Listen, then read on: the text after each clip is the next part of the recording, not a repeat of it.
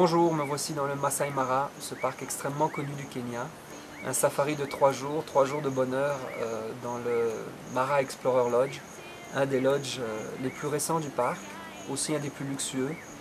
10 chambres tentes, devrais-je dire plutôt, comme celle que vous voyez derrière moi. C'est un confort total, en pleine savane, de l'eau chaude, de l'électricité, un paysage à vous couper le souffle, des bruits, des sons qui vous réveillent la nuit, les hippos qui sortent de l'eau, qui courent dans l'eau, des cris, on ne sait pas trop si c'est des hyènes ou des lions. La première nuit est assez troublante, la deuxième est beaucoup plus relaxante. Les journées sont assez bien remplies, en fait il y a 3 sorties par jour, une à 6h30, et une à 10h30 et une à 15h30.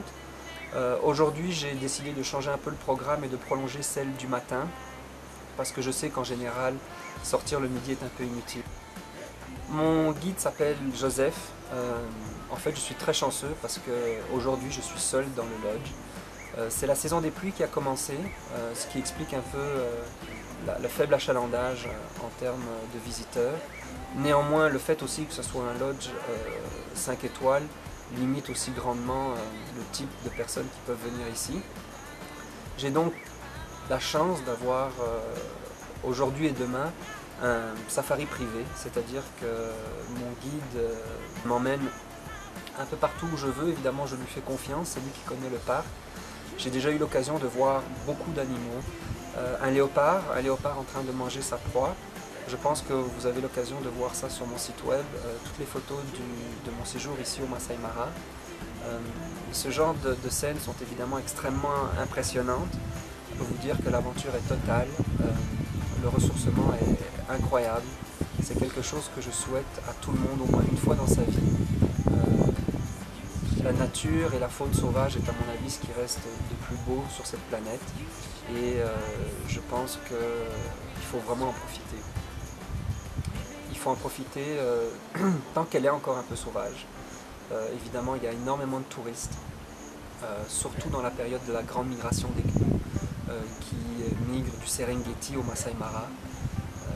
Cette période qui a lieu aux alentours du mois de juillet-août est évidemment une période que les touristes adorent et c'est aussi un peu pour ça qu'ils viennent en grand nombre durant cette saison. Donc quand bien même c'est la saison des pluies et que normalement on a moins l'occasion de voir des animaux, je pense que la période est tout à fait indiquée pour ceux qui veulent venir et se retrouver un peu en intimité.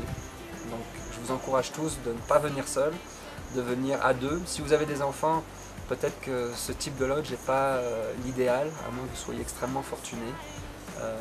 Il existe d'autres lodges avec piscine, avec des animations et des attractions qui sont peut-être plus intéressantes pour les enfants. Mais pour un jeune couple adulte qui veut tout simplement se retrouver en lune de miel, le Mara Explorer est un lieu extraordinaire et je vous invite tous à venir y faire un tour. You shall rise. You shall rise.